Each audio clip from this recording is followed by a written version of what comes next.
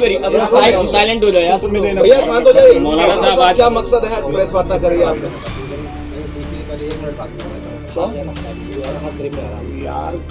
चलिए शुरू करिए। भैया पुलिस का बहुत दबाव है, आप लोगों से क्षमा चाहते हैं। आप लोग जाइए। पुलिस ये भी नहीं चाहती कि हम प्रेस तक अपनी बात पहुंचा सके। हाथ पैर बांध के रख दिए हैं। बिल्कुल उत्तर प्रदेश में बल्कि पूरे देश में इस वक्त जंगल राज की सी स्थिति है। मेरे मीडिया प्रभारी के घर पे नोटिस चस्पा कर दिया गया, क्योंकि मैंने आप लोगों को इत्तला देने के लिए उनसे कहा था। तो अब आप जान रहे कि भाई मीडिया प्रभारी को किस बात का नोटिस दिया गया है।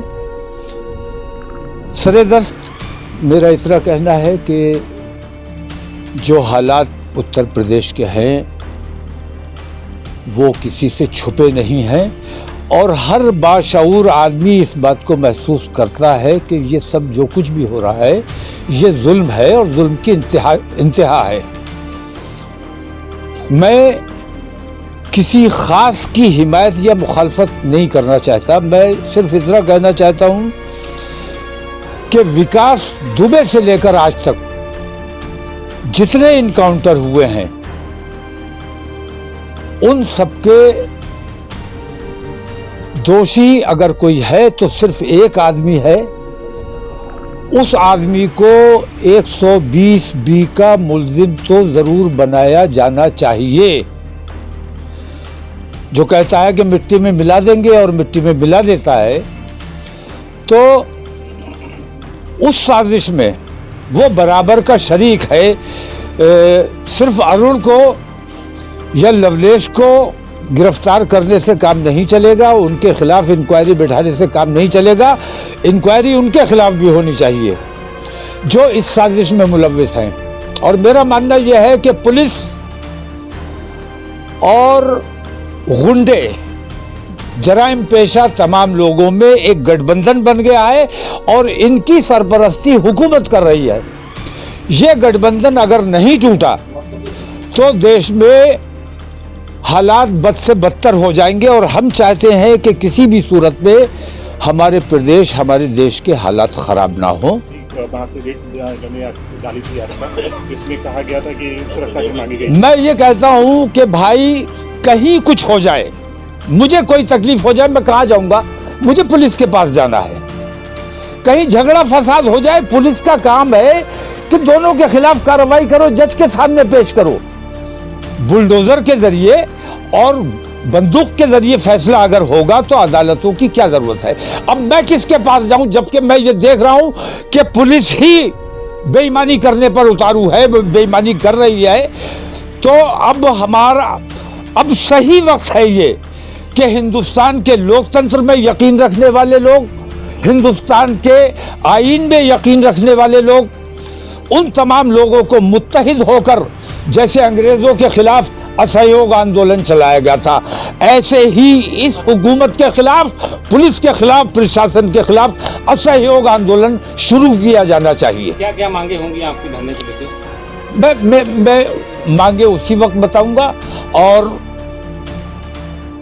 हमारी मांग पुलवामा भी होगी, क्योंकि आम हिंदू की जानकारी में ये बात आना चाहिए कि वो किन बहकावों में आकर अपने देश के साथ गद्दारी कर रहे हैं। मैं समझता हूं कि उनको बहकाकर उनका गलत इस्तेमाल किया जा रहा है और देश को नुकसान पहुंचाने का आम आदमी काम कर रहा है, सिर्फ हिंदू मुस्लिम की बुनियाद पर। मैं पूछता हूं, हाथ जोड़कर पूछता हूं, आम हिंदू से पूछता हूं, मेरी खता क्या है? मुझे मेरी खता बताओ। क्या मुसलमान होना मेरी खता है? मैं कभी आपके धर्म पर कोई उंगली नहीं उठाता हूं। मुझसे आपको क्या तकलीफ है? मैंने आपको क्या तकलीफ पहुंचाई है? किस वजह से मुझसे इतनी नफरत की जाती है कि मुझसे कारोबार करने को तैयार नहीं, मेरे साथ बैठने को तैयार नहीं, मुझसे दोस्ती करने को तैयार नहीं? मैंने ऐसी क्या खता कर दी है? मैं अपने हिंदू भाइयों से हाथ जोड़कर दरख्वास्त करता हूं कि अपने दिल पर हाथ रखकर सोचो कि मुसलमानों ने तुम्हारे साथ ऐसा कौन सा बुरा काम किया है जिसकी वजह से मुसलमानों से इस कदर नफरत है। मुस्लिम समुदाय के 144 लगी है और बात है, कर्फ्यू लगा होता तब भी हम अपनी बात कहने के लिए, धरना देने के लिए पाबंद थे और धरना देते। कर्फ्यू लगा दें तब भी इंशाल्लाह धरना परसों इंशाल्लाह 12 बजे दिया जाएगा। आपने एक बताइए, और ज्ञापन किसी को नहीं दिया जाएगा, क्योंकि ऊपर से नीचे तक एक भी ईमानदार आदमी बताओ जिसे हम ज्ञापन दे सकते हैं।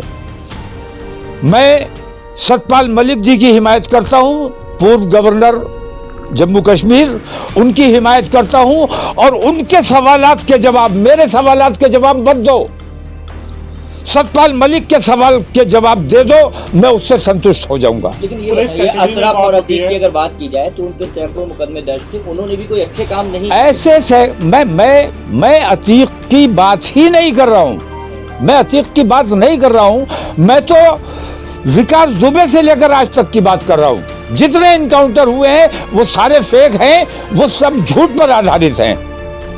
और अगर आप अतीक की बात करते हो कि उस पर इतने मुकदमे थे, तो और कितनों पर कितने मुकदमे हैं, उन तमाम के साथ क्या ये कार्रवाई की जानी चाहिए? क्या ये कार्रवाई जायज है?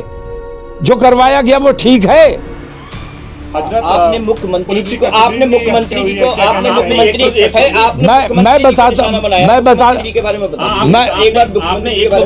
मैं बता रहा हूँ पुलिस कस्टडी में पुलिस खुद मारना चाहती थी, मौका नहीं मिल सका उसे मारने का, इसलिए उसने कुछ गुंडों को हायर किया जो उसके जो क्रिमिनल पहले से हैं और पुलिस के राब्ते में थे। पुलिस ने उन लोगों को लालच दिया और उसे ये बताया गया कि भारतीय जनता पार्टी की सरकार है, तुम्हारा कुछ नहीं होगा, तुम इनका खुलेआम कत्ल करो, तुम हीरो बना दिए जाओगे और कल तुम एमपी बनोगे, मिनिस्टर बनोगे भारतीय जनता पार्टी की सरकार में। तो ऐसे लालच दे दे के ये काम कराए जा रहे हैं। इन तमाम चीज़ों पर धार्मिक विशेष के मैं हिंदू आतंकवाद से इसे जोड़कर नहीं दे रहा, इसे हिंदू आतंकवाद की तरफ जोड़ने की कोशिश की गई है। असल में ये हिंदू आतंकवाद नहीं था, असल में ये हत्या उनकी नहीं थी, क्योंकि उनकी तो जिंदगी हत्या होकर तो एक तरह से उनको निजात मिल गई। जिंदा रहते उनकी हर वक्त खींचा लेदर होती रहती, यहाँ तारीख हो रही, वहाँ तारीख हो रही, गुजरात जा रहे हैं, इलाहाबाद आ रहे हैं, ये तमाम तमाशे होते रहते और ये इससे पूरी कौम को जलील करते रहते। ये तो एक तरह से मैं ये समझता हूँ कि उनकी निजात हो गई, वरना ऐसी जितनी हत्याएं हुई हैं, मैं एक को भी ये नहीं मानता कि उन्हें इंसाफ मिला है। वो तमाम हत्याएं हैं और हर हत्या अपना इंसाफ मांग रही है, उसे इंसाफ मिलना चाहिए, या तो अदालत इंसाफ करे। योगी आदित्यनाथ के सारे क्लियर कर दीजिए वो जो आपने आपने जो सबसे पहले 120 की बात मैं बता रहा हूँ कि इसमें जांच का विषय है, इसमें जिन जिन लोगों की संलिप्तता है उन तमाम पर कार्रवाई की जानी चाहिए। 120 भी सिर्फ 3 हत्यारों की बात नहीं है, इसके पीछे पुलिस के कितने और कौन कौन से अधिकारी शामिल हैं, कितने बड़े बड़े अधिकारी शामिल हैं, इसके पीछे सरकार के कौन कौन से लोग शामिल हैं, इसके पीछे मुख्यमंत्री का कोई हाथ है कि नहीं है, ये मैं कह रहा हूं ऐसे तमाम लोगों को 120 बी के तहत गिरफ्तार किया जाना चाहिए। नहीं, हम तो मिट्टी में मिलने वाले लोग हैं, हमें मिट्टी में ही मिलना है और मिट्टी में मिलने से किसने बचना है। लेकिन धर्म विशेष की बुनियाद पर अगर किसी को निशाना बनाकर इस किस्म की साजिश रची जाती है तो ये बहुत दुर्भाग्यपूर्ण है। और उन्होंने सदन के पटल पर यह बात कही है, खुलेआम ये बात कही है कि मिट्टी में मिला दिया जाएगा। तो सिर्फ यही मिट्टी में क्यों मिलाए गए? ऐसे कितने माफिया हैं वो तमाम मिट्टी में मिला। मैं नहीं कहता, मैं बिल्कुल तैयार नहीं हूं कि इस किस्म की कार्रवाई और लोगों के साथ हो, लेकिन मुख्यमंत्री जवाब दे और मुख्यमंत्री को इस्तीफा दे देना चाहिए, क्योंकि वो पूरी तरह से फेल हो चुके हैं। पुलिस उनके कंट्रोल में नहीं है, प्रशासन उनके कंट्रोल में नहीं है। अगर कंट्रोल में है तो परसों मेरा धरना रोककर दिखाओ। का राज खत्म होना चाहिए और कानून का राज कायम होना चाहिए। पुलिस जिस तरह का रवैया अख्तियार किए हुए किसी को बोलने नहीं देना चाहती, 144 लगा दी, जब चाहे कर्फ्यू लगा दें, जबान की तालाबंदी, बोलने पर पाबंदी, ये बर्दाश्त नहीं किया जाएगा। कोई धारा लगा दो, कोई मुकदमा कायम कर दो, कर्फ्यू लगा दो, इंशाअल्लाह हम परसों धरने पर बैठेंगे इन तमाम चीज़ों के खिलाफ कि या तो अदालत को जिंदा रखो या इन तमाम लोगों के खिलाफ जो इन जराइम में शामिल है बराबर के, उनके खिलाफ कार्रवाई करो। सिर्फ बरेली में धरना होगा या पूरे प्रदेश में होगा? मैं जो काम बरेली से शुरू करता हूं वो पूरे देश में फैलता है। बरेली में मैं करूंगा, इस्लामिया इंटर कॉलेज में इंशाल्लाह मैं परसों 12 बजे बैठ जाऊंगा, और उसके बाद हमारा दिल्ली में भी धरना होगा, हमारी दूसरी जगहों पे भी धरना होगा। एक दिवसीय होगा या बहुत से मुद्दे हमारे हैं। जब तक हमारी मांगों पर अमल नहीं किया जाएगा, हमारी बात की सुनवाई नहीं होगी, तब तक हम धरने पर बैठे रहेंगे। और हो सकता है कि गिरफ्तार कर लिया जाए, गिरफ्तारी की परवाह नहीं है। हम ये चाहते हैं, हमें कोई परवाह नहीं है कि कुछ रोज़े बाकी है, अगर वो रोज़े हमें जेल में गुजारने पड़ते हैं या ईद हमें जेल में मनानी पड़ती है, तो ऐसी सरकार में, ऐसी बेईमान सरकार की मौजूदगी में, ऐसी बेईमान पुलिस और प्रशासन की मौजूदगी में हम आज़ाद रहने से बेहतर समझते हैं कि हमें जेल में डाल दिया जाए। अंग्रेज़ों से ज़्यादा जुल्म इस वक्त हिंदुस्तानियों पर किया जा रहा है, और पुलिस और हुकूमत इसमें हिंदू मुसलमान नहीं देख रही है। मैं ये देखता हूँ तमाम लोगों के साथ जो अन्याय हो रहा है, रेप हो रहे हैं, मर्डर हो रहे हैं खुलेआम, मतलब कानून का राज खत्म हो गया है। हम ये चाहते हैं कि कानून का राज स्थापित होना चाहिए, अदालतों की अहमियत बरकरार रहनी चाहिए, और ये पुलिसिया राज जो है, पुलिस स्टेट जो बना दिया गया है हमारे प्रदेश को, ये खत्म किया जाना चाहिए। आप धरने की बात कर रहे हैं, प्रदेश में धारा 144 बरकरार रहे, इसके लिए हम कोशा हैं।